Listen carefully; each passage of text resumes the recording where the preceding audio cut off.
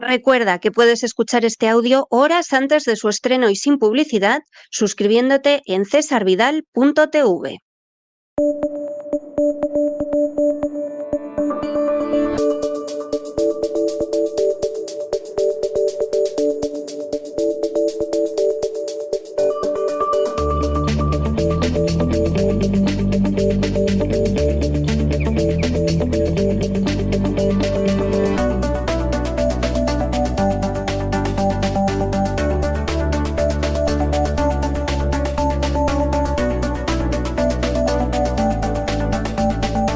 Despegamos con Lorenzo Ramírez. Veloces hacia nuestro avión, atravesamos el umbral, nos tiramos en plancha sobre los asientos, nos abrochamos los cinturones, despegamos y nos vamos elevando por los aires hasta alcanzar nuestra altura y nuestra velocidad de crucero. A mi lado... Don Lorenzo, ¿qué hace usted con esa caja de Amazon arrastrando por el suelo? Que parece que se ha caído y no hay manera de levantarla. Ya me explicará usted. Muy buenas noches. Muy buenas noches, don César. ¿Qué ha tocado usted? ¿Ha tocado algo ahí? ¿Ha ido usted a la sede de Amazon Web Service y ha llamado allí a la puerta y le han dejado entrar y al final ha tocado donde no debía? Le doy mi palabra de honor de que yo no he sido, ¿eh? O sea, me ha recordado... Está el mundo patas arriba en estos momentos. Está el mundo patas arriba, pero le puedo asegurar que yo no he sido, vamos, le doy mi palabra y me acaba usted de recordar un chiste. Cuéntelo. Empezamos la semana con alegría. Un inspector de educación llega a un colegio y va a examinar a los niños y le dice a un niño, a ver, una pregunta fácil, ¿quién escribió el Quijote? Y dice el niño, yo no he sido. Se queda el maestro así asustado, ¿eh? Y le dice al niño de al lado, dice, ¿tú sabes quién escribió el Quijote? Y yo tampoco he sido. Bueno, el inspector de trabajo, totalmente asustado, mira al maestro y le dice, ¿pero se da usted cuenta? Dice, mire, tenga usted por seguro que si los niños les dicen que no han sido ellos, no han sido ellos. Bueno, el inspector absolutamente deprimido, viendo a aquellos niños, aquel maestro, se vuelve para la capital, se sube al tren y se encuentra con un lugareño que está sentado en el mismo compartimento y le dice, mire, es que no se puede usted creer lo que me ha pasado en ese pueblo. Dice, es que soy inspector de educación, le pregunto a un niño que si ha escrito el Quijote y me dice que él no ha sido, le pregunto al niño de al lado, me dice que él no ha sido, el maestro me dice que no ha sido, y le dice el lugareño, y dice, pues no se fíe, porque esos tienen muy mala leche y seguro que lo han hecho y lo están negando. Bueno, pues yo aquí le puedo asegurar que no tengo ninguna culpa de que se haya caído lo de Amazon y vamos, le puedo asegurar que yo no he sido, ¿eh? De hecho, estamos haciendo este programa a través de un servicio que también, de forma tangencial, esperemos que tangencial y no directa, tiene relación con Amazon Web Service. Lo dijimos y lo contamos cuando hicimos uno de los primeros programas en el Gran Reseteo en cesarvidal.tv sobre las estructuras de negocio de las grandes tecnológicas y cuando hablábamos de Amazon yo siempre decía que aunque evidentemente todos conozcamos la cara normal o la cara amable o la cara minorista, mejor dicho, de Amazon, que es cuando vamos a comprar productos utilizando pues la propia aplicación, la plataforma de la compañía, pues muchos desconocen que en realidad una gran parte del negocio viene de los servicios de alojamiento en la nube de esa empresa que se llama Amazon Web Service, AWS. Bueno, en estos momentos, cuando estamos haciendo el programa, tiene serios problemas. El epicentro o el núcleo irradiador, que diría el amigo Rejón, está precisamente en Virginia del Norte. Un error en un servicio de bases de datos, el servicio de bases de datos DynamoDB, es una base de datos gestionada desde ahí. Podría explicar el fallo en estos momentos que se está investigando, pero vamos, ha sido un desastre a nivel planetario, a nivel mundial. Se están reportando en estos momentos incidencias, sobre todo páginas web, redes sociales, videojuegos. Esto a lo mejor puede parecer, y de hecho lo es, menos importante en comparación con el verdadero problema, y es que se han caído múltiples plataformas de pago y el problema ha afectado más a Estados Unidos que a Europa, aunque también están habiendo muchos problemas en Europa. Ahora mismo, según estaba hablando con usted, acaba de salir una última hora en Reino Unido, hay muchos bancos con con el sistema de pagos paralizado, porque ya no es que no se pueda hacer una determinada transferencia en un momento dado, es que los propios terminales, los datáfonos, que tienen muchos establecimientos comerciales, no están funcionando adecuadamente.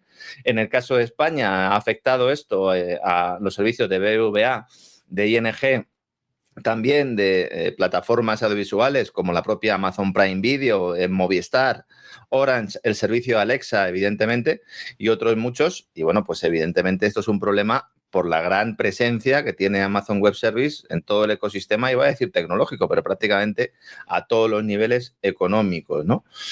Y queremos un euro digital, don César, queremos un euro digital, ¿verdad? Nadie piensa en esto. No sé cómo lo van a hacer, ¿eh? O sea, eso puede paralizar Europa en un momento determinado. Que uno va a echar gasolina y va allí con su tarjeta de débito o de crédito y si es de uno de los bancos afectados no puede pagar. El sistema tan popular de intercambio de dinero Bizum no está funcionando porque es un sistema de ING, aunque pues lo emplean otras entidades financieras.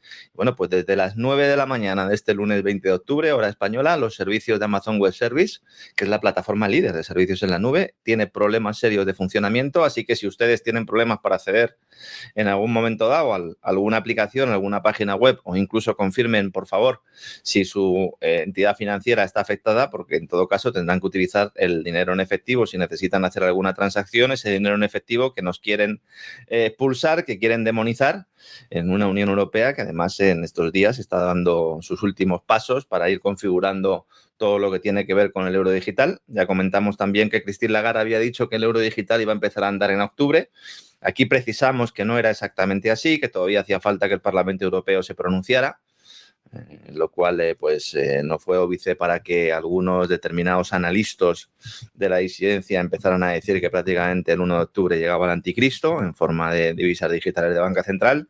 Evidentemente, las divisas digitales de banca central son un gran problema, son un gran ataque a las libertades económicas, sociales, políticas, pero todavía no está implantado. Nos dicen que ya lo está para que parezca que no hay otro remedio, ¿no? En estos momentos, pues la banca está buscando cómo encaja sus sistemas de pago electrónicos con el euro digital, porque el euro digital, recordemos que al depender directamente del Banco Central, si finalmente se estructura así, que es como está planteado, no requeriría la participación de la banca. La banca, evidentemente, no va a desaparecer.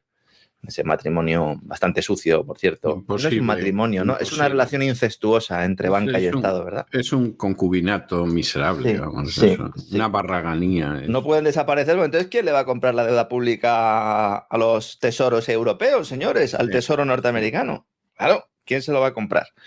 Y ahora mismo, bueno, pues se está buscando ese encaje. Los ministros de Finanzas se reunieron hace poco en Copenhague y han acordado que iban a compartir con el Banco Central Europeo quién decide los límites de tenencia del euro digital, con lo cual los bancos van a tener voz también, y luego a ver qué sucede en el Parlamento Europeo, que en teoría este mes tienen que tener listo el informe del ponente sobre el texto legal de esta iniciativa y luego votarlo, ¿no?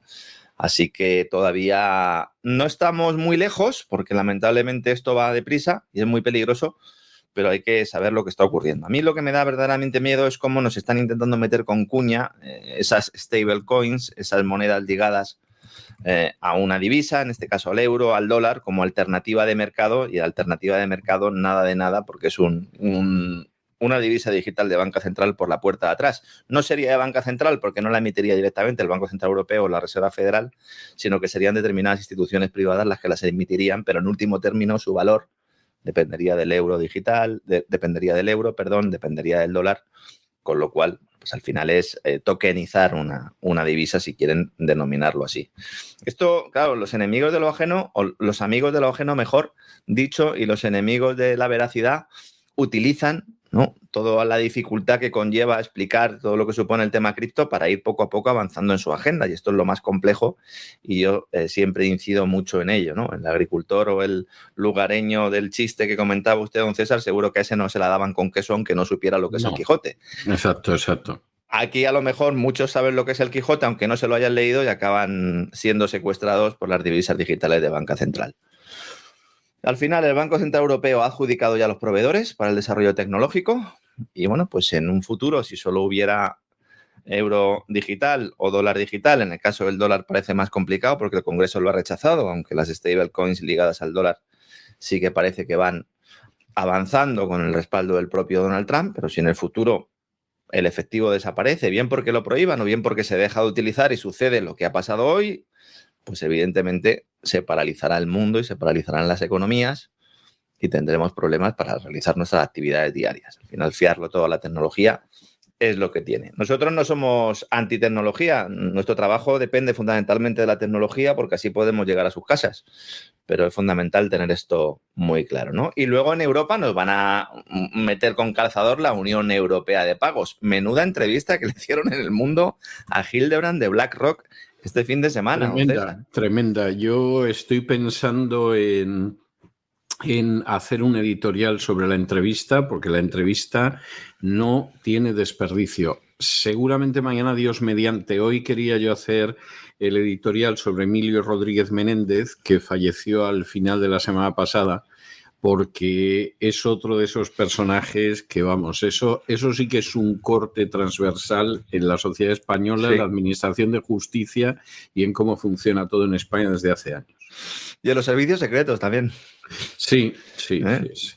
Polémico abogado Dioni, Nani, Dulce Neus. Sí. Luego estuvo en todas, básicamente. Bueno, usted habla en su editorial, ¿no? Sí. Yo coincidí con él en una vista al poco de empezar yo a ejercer, cuando Emilio Rodríguez Menéndez todavía no había terminado Derecho y no estaba colegiado, por supuesto, porque no había acabado la licenciatura y ejercía como abogado y ganaba un dineral. O sea, cosa por la que no le pasó nunca nada, ¿eh? O sea, una cosa de estas verdaderamente tremendas. Y entonces era una vista que venía retrasándose desde hacía 5 años, que se dice pronto. Yo había aceptado una de las defensas que llevaba esperando casi 5 años a que lo juzgaran. Había una petición fiscal de más de 30 años para cada una de las personas a las que iban a juzgar.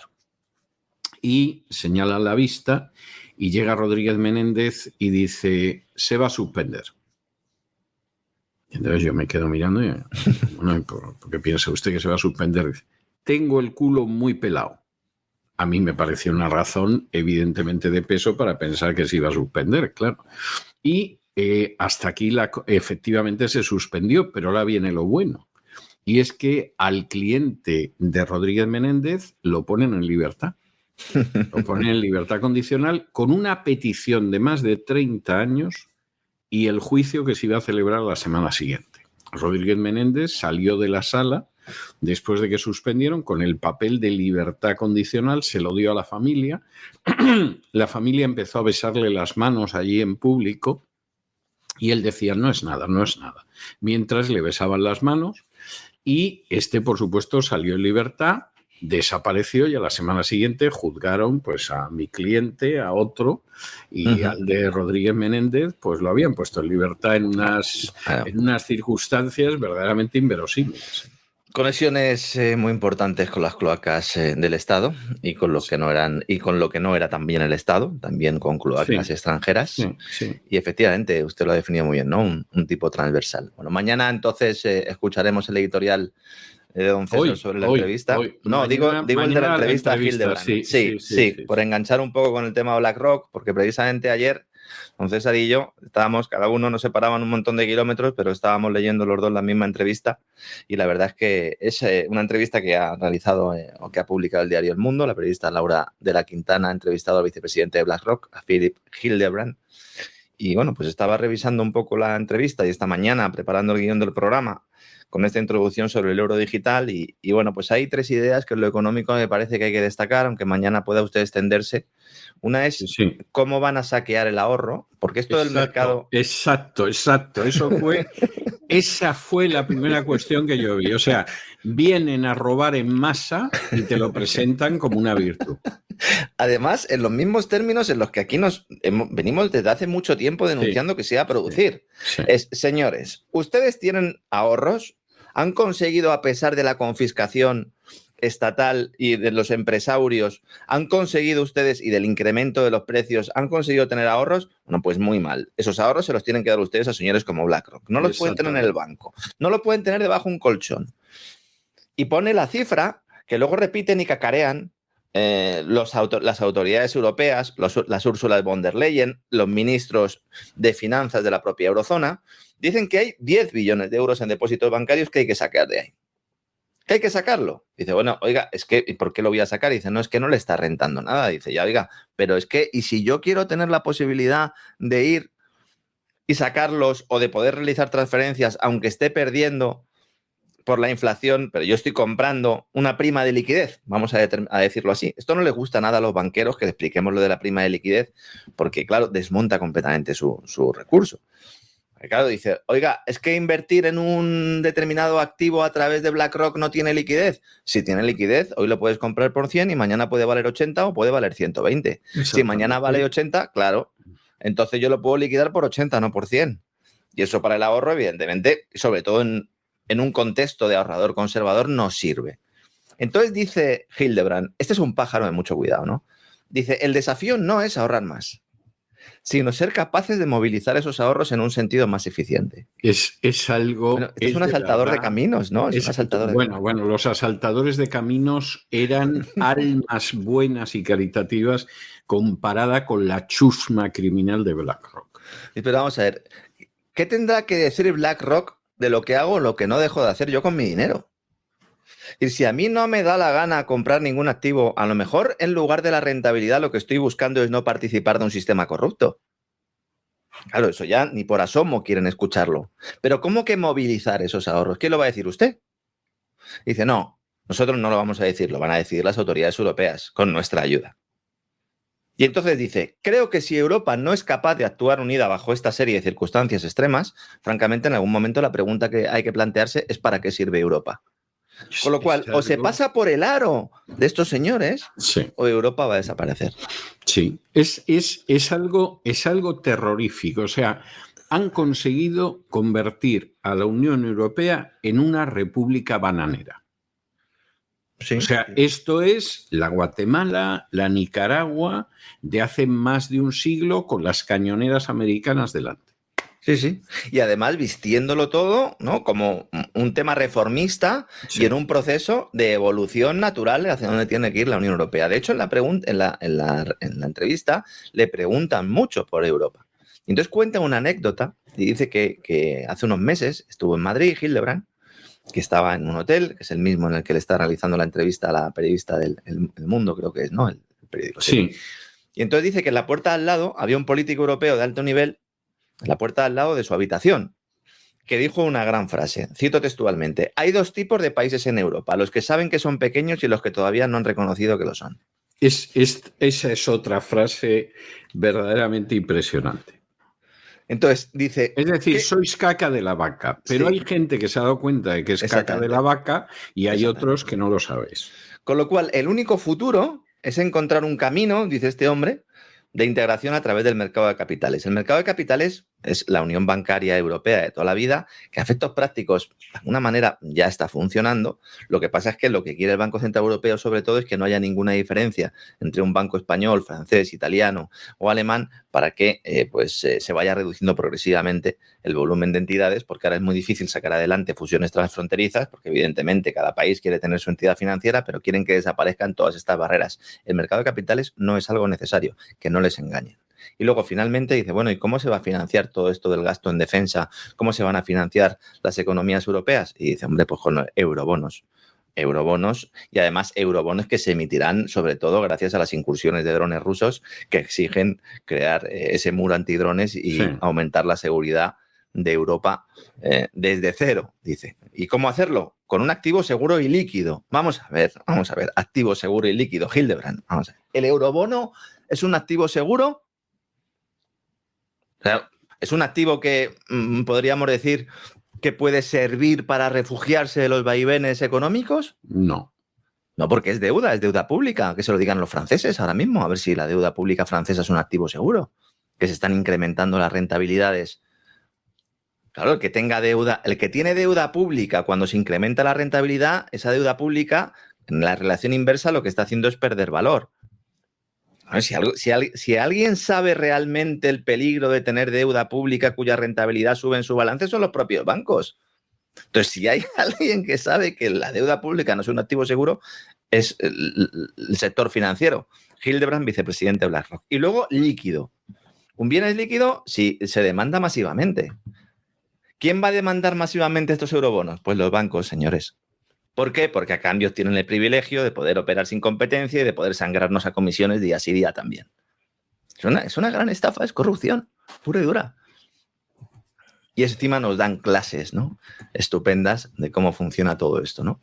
Bueno, ahora el propio BBVA, que tenía problemas esta mañana, ahora mismo lo sigue teniendo para el tema de la gestión de pagos, otro de los bancos que en principio el Banco Central Europeo querría que desapareciera en todo este contexto, acaba de protagonizar una operación completamente fallida, ese intento de compra del Banco Sabadell, una operación que desde el principio nació con muchos problemas, sobre todo por la falta de atractivo de la misma, porque lo que quería BBVA era pagarle a los accionistas del Sabadell con papel, es decir, con acciones de BBVA. Entonces, claro, BlackRock, accionista de Sabadell y de BBVA, Larry Fink le dijo a Carlos Torres, dice, pero vamos a ver. Dice, si quieres que te venda mi parte del Sabadell, que en realidad se están comprando y vendiendo al mismo, porque el mismo fondo de inversión está en los dos bancos, bueno, lo que quiero es que me des una rentabilidad, no que me des papel de un banco que a la larga, dentro del escenario, insisto, que tienen de Guindos y Lagarde en la cabeza, BBVA desaparece. Cada vez que digo esto en la sede de la vela tiemblan, porque me dicen, bueno, ¿de dónde te sacas eso? Es que el banco elegido para representar los intereses de España es el Banco Santander, no es el BBVA. A Carlos Torres se lo han querido cargar, al turco consejero delegado también, cargar profesionalmente, me refiero. El turco ha aguantado, al mismo tiempo que Erdogan cada vez cogía más importancia, y ahora Torres pues lo que va a intentar es comprar precisamente a los accionistas para que se queden en BBVA y no salgan corriendo con una lluvia de millones, dividendos. ¿Que van a pagar quién? Pues los clientes de BBVA, evidentemente. Estoy mirando, digo, a ver cómo van las comisiones de BBVA. Las comisiones, los ingresos por comisiones de BBVA están creciendo a un ritmo superior al 10%. ¡Qué barbaridad! ¡Qué barbaridad! Dicen que es que tienen mucho negocio, que están dando muchos créditos y que como España va como un cohete, pues que claro, evidentemente las comisiones están subiendo. Buena parte de ellas por activos de inversión. ¿Va a dimitir Carlos Torres? Ni de broma. Encima es una victoria de Pedro Sánchez, porque claro, mantiene un banco catalán en manos figuradamente catalanas, porque ya me dirán ustedes BlackRock lo que tiene de catalán, pero evidentemente es el Banco Sabadell, Sí. Y estaban, bueno, pues prácticamente aplaudiendo a la vez Salvador Illa y Puigdemont, ¿no? La unión Barcelona-Waterloo. Total, victoria de Pedro Sánchez también en este aspecto, que pasaba por ahí, pero lo ha conseguido. Pedro Sánchez al principio apoyó la operación. Rápidamente le dijeron, oye, si Sabadell pasa a manos de BBVA, luego los del PNV te van a pedir también BBVA, van a ver cómo no has protegido los intereses de los socios catalanes y se te rompe el gobierno. Y entonces viró. Pero no lo hizo él, mandó a Carlos Cuerpo, que es como el muñeco de Monchito, lo sacas de la caja, dices lo que tú quieres que diga y luego lo vuelves a meter en la caja. Carlos Cuerpo. ¿La integración de ambos bancos habría sido perjudicial? Sí, evidentemente. Cualquier integración de dos bancos es perjudicial, a no ser que uno pues esté en quiebra y no nos lo digan. Este no parece ser el caso, porque al final pues generas un perjuicio al cliente porque hay menos competencia, aunque yo llevo defendiendo desde hace mucho tiempo que hay un pacto de precios en la banca española y que por mucho que nos cuenten milongas, son un cártel. Son un cártel. Totalmente, vamos. Y bueno, a las pruebas me remito. No, es que este te da un interés determinado más bajo. Miren, cuando el Banco Central Europeo empezó a rebajar tipos de interés y los bancos españoles siguieron sin remunerar las cuentas corrientes o los depósitos a plazo, que los depósitos a plazo prácticamente desaparecieron, nos mostraron lo que son un cartel. ¿Hace algo el Banco de España? No, porque es cómplice. ¿Hace algo el Banco Central Europeo? Exactamente lo mismo. ¿Y los gobiernos? Pues los gobiernos confiando en que esos bancos les compren la deuda pública que luego les colocan a ustedes en sus productos de inversión a largo plazo. Ese es el dinero que quiere Hildebrand de BlackRock. No quieren que se lo den a Carlos Torres, sino que se lo den ustedes a él. Y si esto sigue así, pues el que le dé el dinero a BlackRock igual hasta le sale bien la jugada, porque claro, como estos operan al margen del mercado y sobre todo ganan dinero con información privilegiada por su acceso directo a los gobiernos del planeta, pues todavía alguno pensará que es una buena inversión. Yo ya lo he dicho públicamente en numerosas ocasiones, yo no lo hago fundamentalmente por cuestiones éticas, ¿no? ¿Alguno ganó dinero siguiendo esta recomendación? Bueno, pues cada uno es libre de hacer lo que quiera. Gaza también, importante, hoy mirada internacional. Le prometo, don César, que no hago ouijas, ni hago ninguna actividad adivinatoria, ni tenemos bola de cristal ninguna, ni don César ni yo, también se lo digo a ustedes. Cuando grabamos el programa del Gran Reseteo, que emitimos el pasado sábado sobre el futuro de Gaza y sobre la intrahistoria del acuerdo de Gaza, todavía no se había producido el gran ataque israelí, todavía no se había producido esa gran violación del alto el fuego, pero es que, don César, blanco y en botella, tampoco hacía falta ser muy listo, ¿eh? No, la verdad es que tampoco había que ser un talento para vérselo venir. Nunca ha cumplido Israel un alto el fuego. Nunca. Y dice, jamás, vamos a explicar lo que ha pasado, porque aquí también nos están intentando vender lo que no es. A nadie medianamente informado le habrá sorprendido lo que ha sucedido. El objetivo de Israel no ha tenido en ningún momento como objetivo prioritario llegar a la paz en Gaza. Esto era un objetivo más de la administración norteamericana que de Israel. La prioridad era conseguir solventar la cuestión de los rehenes para luego pues, continuar con esas acciones militares en un territorio que, como también expusimos en nuestro especial sobre guerra en Tierra Santa, no ha vivido en paz nunca, desde que los Rothschild y los británicos pues, decidieron colocar allí un estado quitándole tierras a los que ya estaban antes, ¿no? ¿Podemos ir más atrás y decir que estos a su vez habían quitado las tierras a otros? Bueno, pues vean el especial en Guerra en Tierra Santa y podrán comprobar cómo fue la sucesión de acontecimientos, ¿no? Ahora, la causa oficial de que Israel pues, haya reanudado los ataques, aunque otra vez dice que ha parado y que todavía existe posibilidad de un acuerdo, aquí lo que ha sucedido fundamentalmente es que en Rafah, que es un lugar en el que ya dijimos aquí que opera un clan liderado por un tipo que se llama Yasser Abu Shabab, que es un tipo que pasó un tiempo en prisión, precisamente encarcelado por Hamas por robo y tráfico de drogas y que había escapado, algunos dicen con ayuda de la oposición israelí, pues está realizando actividades contra Hamas y además está sustrayendo ayuda humanitaria. Explicamos en el programa del sábado, para el que no lo vio, pues también se lo digo aquí, que el líder de la oposición en el Parlamento de Israel, Avigdor Lieberman, que fue ministro de Defensa, lleva mucho tiempo denunciando el contacto de este tipo, de Abu Shabab, con el ISIS, así como de otros elementos, otros grupos armados que están operando y que no son Hamas. Esto es importante que lo entendamos. La excusa de Israel para volver a atacar es que se produjo una explosión en Rafah, un atentado por parte de Hamas contra fuerzas israelíes. ¿Vale? Esto es falso. ¿De acuerdo? Esto es una excavadora de colonos israelíes que ha pasado sobre municiones sin explotar. No se sabe si son minas o si era alguna especie de polvorín o incluso alguna bomba que no haya explotado. Hay que decir que Gaza está repleto de este tipo de artefactos. Y entonces, cuando estaba pasando la excavadora de colonos, explota y entonces esto es utilizado por el gobierno de Israel para aumentar la presión sobre Gaza. Después de que Netanyahu dijera que en respuesta también iba a bloquear la entrada de toda ayuda en Gaza como respuesta y desatara también una campaña de bombardeos, que es lo que hemos visto en las últimas horas, la administración Trump comunica a Israel que están al tanto de lo sucedido, que saben realmente que no ha sido un ataque de Hamas y le pide, la administración Trump, no sé a través de quién, al gobierno de Israel, que reabra los cruces en pocas horas. ¿Por qué? Porque eso es un problema para Trump, el pacificador. A Netanyahu se la trae al fresco todo esto. De hecho, le viene bien. Es decir, están los ministros, Ben-Gvir y compañía, todos están contentos de que se reanude otra vez los bombardeos, de que se reanuden los ataques. Entonces, como explicamos el sábado, si no son suscriptores del canal, les recomiendo que se suscriban y podrán ver ese contenido y todo el resto de contenidos del canal.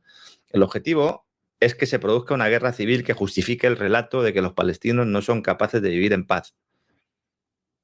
La idea es que las conversaciones sobre el desarme de Hamas se estanquen y utilizar esto como excusa para reiniciar operaciones a las cuales se suman ataques de falsa bandera. Y esto no lo contamos el sábado, pero lo contamos hoy.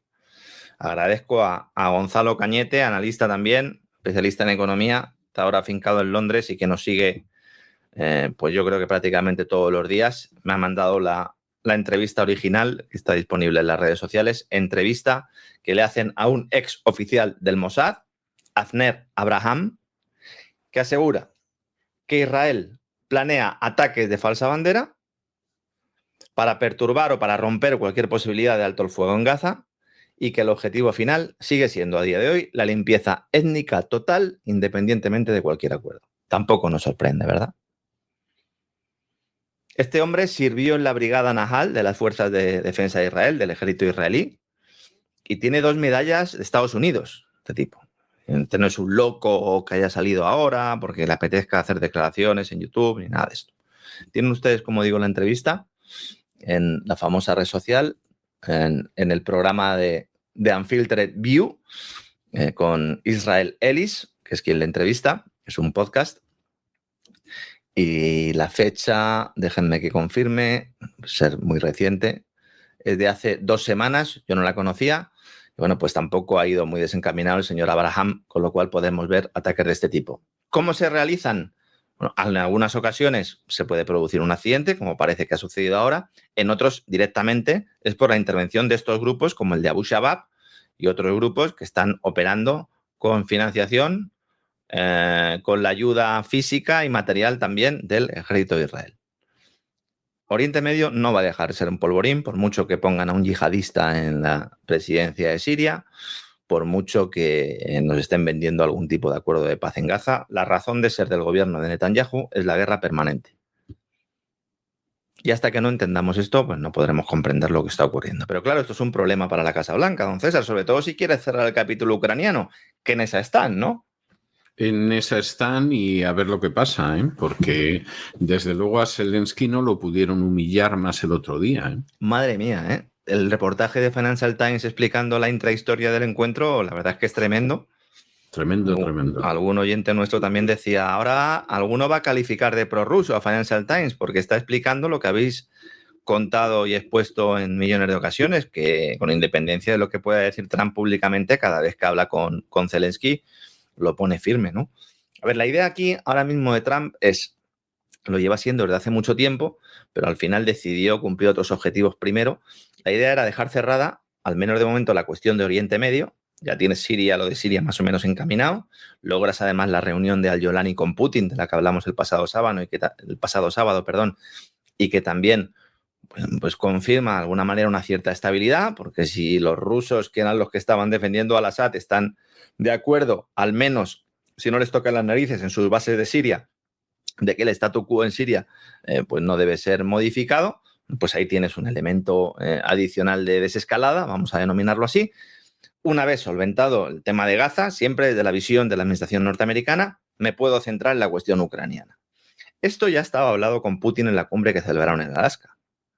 Mira, déjame primero que arregle lo de Gaza, tú te sigues allí partiendo la cara con Kiev, a pesar de que Kiev esté en todo momento apoyada por fuerzas militares británicas y por material estadounidense. El encuentro del ruso con el líder sirio, como digo, llegado al poder mediante un golpe de Estado que forzó la salida al Assad, no ha sido un obstáculo para que Putin le reciba con un apretón de manos, demostrando de alguna manera que el pacto estaba claro. Lo avanzamos también en su momento. Hay un pacto de, mira, Rusia no puede estar en varios frentes a la vez, tampoco le interesa.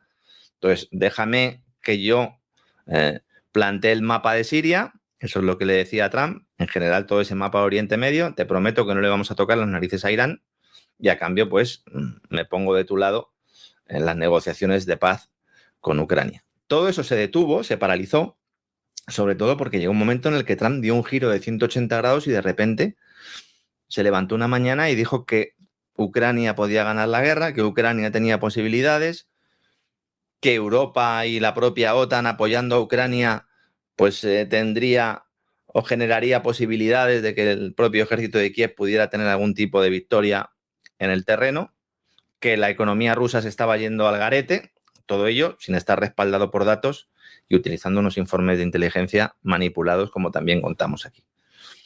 Todo esto vuelve a cambiar. Es decir, el pasado viernes, Zelensky va a Washington y le pegó una bronca Trump a Zelensky que se le encendió el pelo lumbre. Trump volvió a recuperar el discurso que defendió antes de ese giro de 180 grados, como digo. Ya no va a haber misiles Tomahawk a Zelensky. Ya no hay ningún tipo de visos de que Zelensky o de que el ejército ucraniano pueda seguir adelante en este camino. No puede aguantar el envite durante mucho tiempo. Y le dejó claro Trump al ucraniano que debe aceptar que ha perdido los territorios que ahora están bajo tutela rusa y que si sigue por este camino, Rusia acabará destruyendo lo que queda del país bajo el control de Zelensky básicamente le dijo que tenía que tirar la toalla. Hay un momento que describe el diario Financial Times, que es que además, a poco que pongamos un poquito de voluntad, todos lo podemos ver en nuestras cabezas. Hay un momento en el que estaban Trump y Zelensky con sus respectivos equipos alrededor de una mesa y en la superficie había una serie de mapas con las líneas donde estaba al frente. Y llega un momento en el que Trump ya se harta de la verborrea, pega un manotazo, tira los mapas al suelo y a grito pelado le dice, mira, que se ha acabado ya la historia, que estoy harto de ver una y otra vez el mapa dichoso del frente, que no hay ninguna línea roja, que has perdido la guerra, que estos territorios ya no están bajo el ámbito de Kiev y no lo van a estar en el futuro. Preguntado por Fox News sobre la conversación con Zelensky, evidentemente Trump no contó lo del puñetazo encima de la mesa, pero volvió a insistir en que los territorios bajo control ruso no van a volver al régimen de Kiev. Y esto casa con una oferta que ha hecho Putin a Estados Unidos el jueves pasado, que también prácticamente ha pasado desapercibida, según la cual Ucrania va a ceder buena de las partes de la región oriental del Donbass que controla a cambio de que Rusia le permita tener algunas pequeñas zonas de las dos regiones fronterizas meridionales de Jersón y Zaporilla. Esa es la última oferta que le ha hecho Putin a Donald Trump un día antes de que se viera con Zelensky. A esto se une el anuncio de que se va a producir una cumbre entre Putin y Trump en Hungría, país elegido precisamente porque es de los pocos en Europa y en el marco OTAN, yo creo que seguramente el único, que defiende no romper lazos con el vecino. Entonces la elección, y esto es importante, la elección de Budapest como lugar del encuentro no ha corrido a cargo del gobierno ruso. Ha sido el propio Trump el que ha propuesto Hungría. Y así pues le pega un codazo también a Europa, ¿verdad? Y le mete el dedo en el ojo a los europeos, que claro, no pueden ver a Víctor Orbán de ninguna de las maneras. Entonces, Trump, en conversación telefónica con Putin, le ha solicitado que sea Hungría el lugar del encuentro, y ya de hecho en estos momentos se están reuniendo asesores de alto nivel estadounidenses y rusos para preparar el encuentro. Todo esto en 4 días. Veremos si se produce un alto el fuego mientras Estados Unidos y Rusia negocian. Parece ser que esa es la última hora, en ello se está trabajando en estos momentos.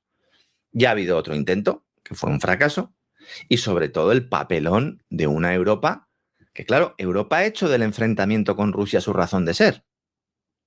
O sea, si ahora se alcanza un acuerdo de paz forzado o voluntario, ya no voy a entrar ahí, y hay que convocar elecciones en Ucrania y los territorios del Donbass pasan a ser oficialmente territorio ruso, ¿qué va a hacer Europa?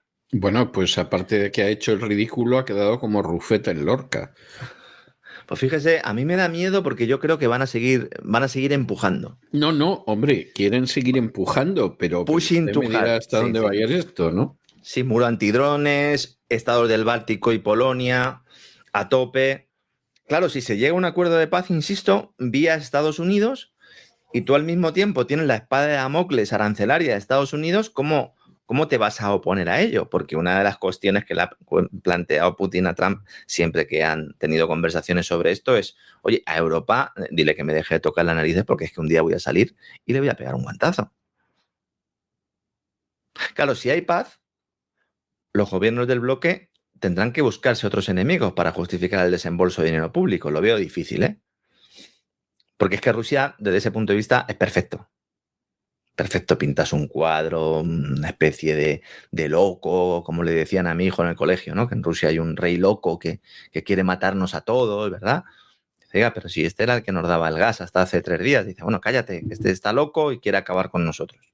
Todo ese discurso que se está utilizando para todo, para defender ingentes cantidades de dinero público para aumentar la competitividad, el discurso sobre la integración económica, al que hacíamos referencia antes con Hildebrand, que al final son falacias que esconden un objetivo doble: evitar una recesión de caballo que se lleve por delante a las economías europeas, algo que a pesar de todo esto va a ser difícil que eviten, y luego una huida hacia adelante en un globalismo made in Europe al servicio del imperio anglo, que la verdad es que apesta. Y cada vez hay más ciudadanos que se dan cuenta de que apesta. Sí. Es que es evidente, vamos. Claro, de ahí la necesidad de controlar los procesos electorales, de ahí la necesidad de no convocar elecciones cuando no hay gobierno en firme, como ha sucedido en Francia. De ahí la necesidad de colocar a un tipo de BlackRock en la Cancillería, como ha pasado en Alemania, que intente detener un poco ese avance de alternativa por Alemania, aunque sea quitando, y en este caso sí digo físicamente, algunos candidatos de en medio, metiendo en la cárcel a algunos de los que acuden a las citas electorales como candidatos por considerarlos prorrusos, callar las bocas de aquellos que denunciamos las verdades del barquero y que gritamos todos los días que el emperador está desnudo. Podría seguir. Y luego, ¿qué otro enemigo te busca? China, pero si los chinos cada vez que se plantean cualquier tipo de batalla o de guerra la están ganando. Fíjese cómo ha entregado Estados Unidos la cuchara. Bueno, ha sido algo... En fin, la gente ni se entera ni se quiere enterar, pero ha sido algo muy humillante, ¿eh? Lo llevamos diciendo tanto tiempo que alguno dirá, no es noticia. Estados Unidos no puede echar un pulso con China en materia comercial, no puede. Pero no solo por las tierras raras, sino porque las empresas y los hogares norteamericanos siguen demandando productos chinos. Y en caso de que se cerrara el grifo, primero, no se podrían adquirir estos productos porque no hay alternativa de productores norteamericanos que puedan producir con cierta rentabilidad, ni siquiera aunque dispararan los precios, y si disparan los precios, entonces tienes un problema inflacionario. Entonces el pulso entre Washington y Pekín lo ha ganado Xi Jinping, y ahora también se prepara una cumbre entre el secretario del Tesoro, Scott Bessent, y el viceprimer ministro chino para acercar posturas y conseguir que la sangre no llegue al río. No se ha dicho públicamente cuál va a ser la fecha y el lugar, pero es muy posible que el norteamericano viaje a Asia para poder celebrar este encuentro, seguramente en Malasia, y luego ya posteriormente se produciría una reunión entre Trump y Xi Jinping, seguramente en el marco de algún foro internacional que pondría fin, al menos temporalmente, a la guerra arancelaria. Ahora mismo hay tres temas fundamentales. El de las tierras raras, he hablado tanto de él que no quiero aburrir a nuestros amigos, fundamentales para el complejo militar industrial norteamericano y para las grandes tecnológicas. Luego el tema de la soja, que ya avanzábamos la semana pasada que iba a ser muy importante. Los agricultores han presionado notablemente y yo creo que en buena medida es una de las razones por las que Trump ha dado marcha atrás tan pronto. La demanda de soja norteamericana por parte de China es imprescindible para la supervivencia de estas explotaciones agrícolas. Y bueno, y luego está la cuestión del fentanilo, que es la menos relevante, pero la que más ruido hace. Es la que más emplea Washington para intentar hacer creer al mundo que negocian con una posición de fuerza. Algo que cada vez es más difícil, especialmente ahora que Pekín, por primera vez, este sí que es la circunstancia diferencial, ha decidido emplear una estrategia más dura en la relación comercial con Estados Unidos. Hasta ahora, ¿qué pasaba? Trump amenazaba, los chinos salían en rueda de prensa y decían que no les parecía bien que Estados Unidos les amenazara, que tampoco utilizara las amenazas con terceros países con los que China tiene relaciones económicas, y iban a la Organización Mundial del Comercio, los chinos, y presentaban allí las denuncias y decían que Estados Unidos estaba atacando al libre mercado. Esa gran paradoja de la que hemos hablado aquí tantas veces. Bueno, ahora no. Ahora Xi Jinping lo que ha dicho, sí, pues mira, ahora voy a hacer yo lo mismo, te voy a bloquear exportaciones y voy a bloquear también el acceso de terceros países a determinados bienes, en este caso las tierras raras que necesitan tus tecnológicas. Y no ha durado la batalla ni una semana. Ni una semana. ¿Esto implica que a Xi Jinping le conviene la guerra comercial y que por lo tanto puede mantener la tensión todo lo que quiera? Pues no, tampoco. No, tampoco. No. Porque claro, Xi Jinping también necesita esa relación con Estados Unidos. Había esta mañana titulares, me hace gracia porque claro, yo ya no sé si es que el que lo escribe no tiene menos luces que un trastero o directamente piensa que sus lectores son imbéciles, ¿no? Dicen, la economía china se desacelera en medio de la guerra comercial. Vamos a ver, señores. La economía china está creciendo a un 4,8% interanual. Iba a crecer un 5%. Y entonces ya dicen que esto es un desastre porque solo crece un 4,8%. Esto está muy lejos de las tasas del 6, del 7, del 8 y del 9% de hace unos años, evidentemente. Pero es que hace unos años la economía china tenía inflación. Ahora no tiene, ahora es que tiene deflación incluso. Hablaremos un día un poco de los riesgos de esta deflación. Claro, China se está reconvirtiendo, hay un cambio progresivo. Es verdad que no solo exporta, también importa. tiene una demanda interna cada vez más intensa, no solo por parte del Estado, sino de los hogares que van adquiriendo poder adquisitivo. Pero si uno se va a mirar las cifras que ha publicado China, que cuando son muy buenas, todo el mundo dice que son falsas. Cuando registra un crecimiento por debajo del esperado, todo el mundo da por buenas las cifras chinas. No deja de ser curioso, ¿no? Bueno, pues cuando uno se va al informe, que está en inglés, que no solo está en chino, está en inglés, se puede leer, ve que la producción industrial china se ha disparado. Se ha disparado casi al 7%. Es decir, si tú eres un país vendedor, eminentemente vendedor, tu principal cliente al que estás vendiendo es Estados Unidos, hay un bloqueo por parte de Estados Unidos y tú disparas tu producción industrial un 7%, ¿qué le estás diciendo al mundo? Que no dependo solo de Estados Unidos. Es decir, la lectura es la contraria de la que se está haciendo. Es la contraria. ¿Qué es lo que ha bajado? ¿Qué es lo que está lastrando el crecimiento chino? La inversión. La inversión ha registrado un leve descenso por primera vez desde el año 2020, lo cual ha sido compensado, insisto, por un espectacular incremento de la producción industrial, a pesar de la guerra arancelaria. Entonces, ¿Pekín puede tensar la cuerda? ¿Cómo ha hecho en respuesta a la amenaza norteamericana? Puede. Pero lo más probable es que se prorrogue la tregua arancelaria más allá del 10 de noviembre, que es la fecha de vencimiento. La guerra comercial entre China y Estados Unidos es humo. Y fíjese, se ha utilizado para todo, para las caídas bursátiles, para análisis sobre la política exterior de Donald Trump, para la posición que tiene que tener Europa. Y luego hay otro factor, un factor de manipulación bursátil. Porque Trump siempre realiza declaraciones en las cuales cambia de opinión o modela el mensaje respecto a China en función de si quiere que la bolsa suba o baje. Y esto es ilegal. O sea, si esto lo hiciera cualquier otro tipo de agente, que no fuera el presidente de Estados Unidos, la SEC, la Security and Exchange Commission, tendría que intervenir. Porque es que en algunos casos es insultante. Maneja las subidas y bajadas bursátiles. Claro, aquí para que fuera un delito, lo que tendría que suceder es que alguien se estuviera lucrando con ello. No quiero mirar a nadie, señor Hildebrand, ¿verdad? No quiero mirar a nadie. No, mejor claro. No miremos, mejor claro. No miremos. Luego, China también ha contestado a Europa. Comentábamos la semana pasada que los europeos, en concreto los holandeses, expropiaron, confiscaron la filial de una empresa productora de chips, Nexperia, en Holanda, una filial de una empresa china. Bueno, pues básicamente China les ha dicho que esto no se puede hacer, que lo que ha realizado el gobierno holandés es ilegal, que, bueno, eso de entrar en Nexperia y decirle que corte todas las relaciones con China es un flagrante acto de coerción destinado a obligar a Nexperia China a ceder ante acciones depredadoras y políticamente motivadas del gobierno holandés, estoy citando textualmente el comunicado del gobierno chino, y que, bueno, que básicamente o se sienta Holanda, el gobierno holandés, a hablar con China y dan marcha atrás en esta expropiación, o China tendrá que replantearse sus relaciones con Holanda y, por ende, con el resto de Europa. Le ha faltado tiempo al gobierno holandés para decir a los chinos que cuando quedan, que tienen los teléfonos y que se ven cuando sea necesario. En estos momentos, si China decide dejar de pagar los salarios, Nexperia desaparece. Es que, claro, esto es como lo de cuando Pablo Iglesias decía que iba a expropiar Nissan. ¿Se acuerda usted, don César? Sí, sí. Decía, bueno, yo expropio Nissan. Y entonces, claro, la expropio y tal, y aunque los trabajadores se vayan, pues yo luego llego allí a Nissan y me pongo a hacer coches. Dice, ya, pero vamos a ver.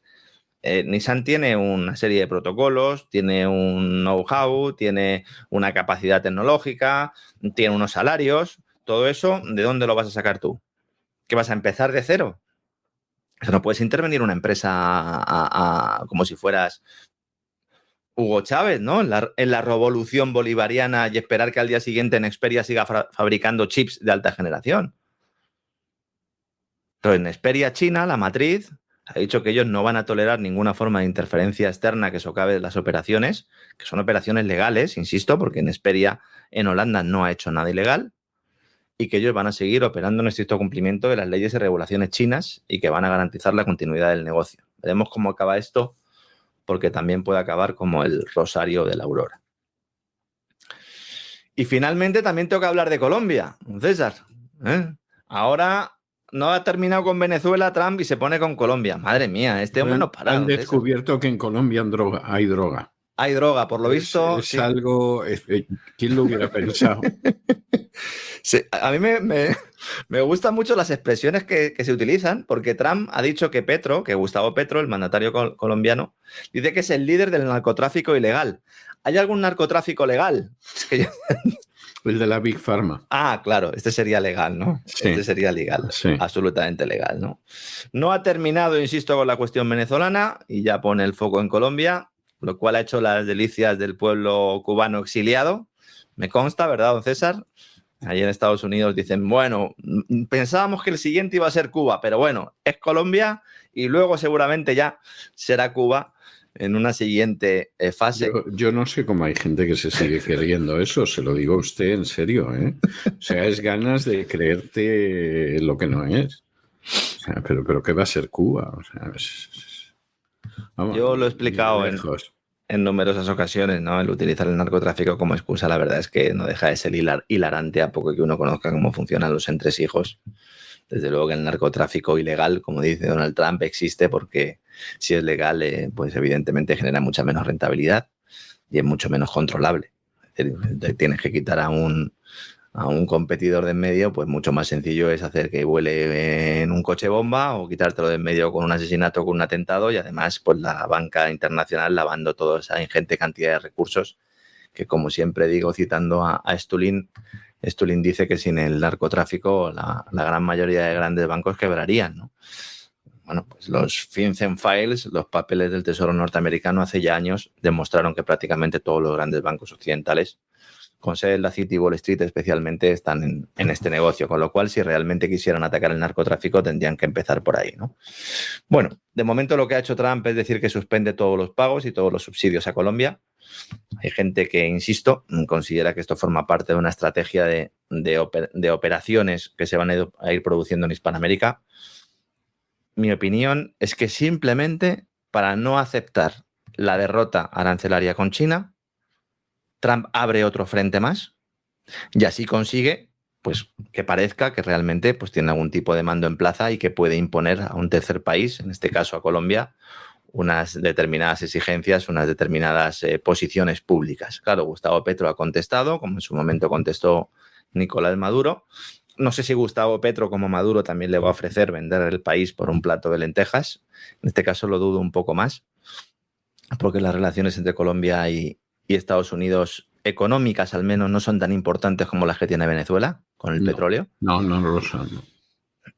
Y mientras Chevron, viendo cómo Maduro no se va, ya la intervención militar en Venezuela parece que se está descartando. Decían algunos medios hoy que Trump lo que quiere es que se vaya Maduro voluntariamente, nos lo lleva claro. Y mientras, pues Chevron haciéndose de oro, exportaciones de petróleo venezolano que salen a través de Chevron. Las operaciones de Chevron en el país constituyen casi una cuarta parte de la producción petrolera de Venezuela. Hay que decir que en los últimos 2 años Chevron ha representado hasta el 80% del crecimiento de la producción petrolera del país. Y bueno, pues en esas estamos. Por eso, cuando se produjeron conversaciones entre el gobierno o emisarios venezolanos y la propia Casa Blanca para ver cómo se gestionaba el tema de Maduro, bueno, pues por eso ofrecieron a las empresas norteamericanas, los venezolanos, una participación dominante en el petróleo y otras riquezas minerales de Venezuela, en esas conversaciones que no se produjeron una vez, ni siquiera 2 veces en una semana. Han estado meses creando una hoja de ruta para entregarle Venezuela a Estados Unidos. Trump dijo que no y por eso tenemos montado ahora el follón, ¿no? Bueno, pues, realmente entonces no hay tanta diferencia entre el presidente del país y la supuesta líder de la oposición, don César, ¿no? Porque han prometido básicamente lo mismo, ¿no? Abrir la verdad es que no. Todos los proyectos petrolíferos y auríferos, oro, existentes y futuros a empresas estadounidenses. Conceder contratos preferenciales a empresas estadounidenses. Invertir el flujo de exportaciones de petróleo venezolano de China a Estados Unidos y reducir drásticamente los contratos energéticos y mineros de Venezuela con empresas chinas, iraníes y rusas. Cuando lo contábamos nosotros aquí nos decían que estábamos locos. Ahora ya lo ha publicado el New York Times. Bueno, pues a ver si creen al New York Times, don César. Sí, pero parece bastante evidente. Es que al final los hechos son testarudos, que decía Lenin, y al final se acaba viendo todo. Ha habido también declaraciones al respecto sobre el tema del famoso cártel de los soles, el cártel de narcotráfico, que dice Trump que el líder es Nicolás Maduro. Y bueno, pues ha habido declaraciones también de un boina verde que ha hecho, bueno, pues unas declaraciones al medio de Grayson contando cómo el cártel de los soles fue creado por la CIA en la década de 1990. Algo que todo el mundo sabe, evidentemente, no es ningún secreto. Por lo tanto, cuando se acusa a gobernantes de otros países de estar detrás del narcotráfico, pues lo que hay que mirarse un poco es el problema que tienes en casa, lo sucia que tienes tu casa y sobre todo si hay alguien que haya utilizado el narcotráfico con objetivos políticos, pues es la propia agencia de inteligencia norteamericana, ¿no? También con objetivos económicos, porque en buena medida también han conseguido financiarse gracias al narcotráfico. Y ahora, y de esto hablaremos un día largo y tendido, también se están financiando gracias al lavado de dinero utilizando criptodivisas. Mientras que nos dicen a los demás que no las usemos porque son una puerta al fraude, pues ellos las utilizan porque qué mejor que utilizar en este caso Bitcoin para poder realizar operaciones anónimas sin que se vea la mano negra de la CIA por medio, de la CIA y del resto de servicios de inteligencia, evidentemente, no solo de la CIA, pero al final la CIA es el más relevante, ¿no? Al menos para nosotros en Occidente, don César. Sí, y no solo la CIA, pero vamos, para entendernos. Así que eso es todo. No sé cuándo van a escuchar nuestros amigos este programa. Espero que lo escuchen en tiempo y forma y que todo el problema del alojamiento en la nube de Amazon no les dificulte poder acceder a él. Si lo escuchan un poco más tarde, pues tengan desde aquí las disculpas que solicitamos, aunque evidentemente pues no sea una responsabilidad nuestra. Pero bueno, aquí estamos, utilizamos la tecnología para llegar a sus casas y es el precio de alguna manera que hay que pagar. No podemos salir del sistema. Se trata de estar dentro de él y poder informar a nuestros amigos para que el que quiera luche y el que no quiera, pues que no luche. Nosotros aquí tampoco le decimos a nadie lo que tiene que hacer en contra de lo que hacen otros canales, ¿verdad, don César? Que parece que están deseando que se produzca una guerra civil, ¿no? Sí, una guerra civil o una guerra mundial. O sea, la gente está muy enloquecida. No se me vaya usted lejos porque hoy vamos a llegar a Valencia. De la mano del Cid. De la mano del Cid. Del Cid campeador. Sí. O sea, no se me vaya lejos porque Yusuf ha vuelto a cruzar el estrecho y nunca debió cruzar el estrecho. Almorávides, ¿Cómo le daban ahí al tambor de piel de elefante, verdad? Hipopótamo. De hipopótamo era. Madre mía. Sí, ¿Cómo sonaba aquello, ¿Cómo sonaba? Sí. Con los senegaleses que parecían una Coca-Cola de 2 litros, ¿verdad? Sí. Algo tremendo, en fin. Bueno, pues... Enseguida nos vemos, nos encontramos en Así fue España, como todos los lunes, don César. Hasta ahora. Abrazo.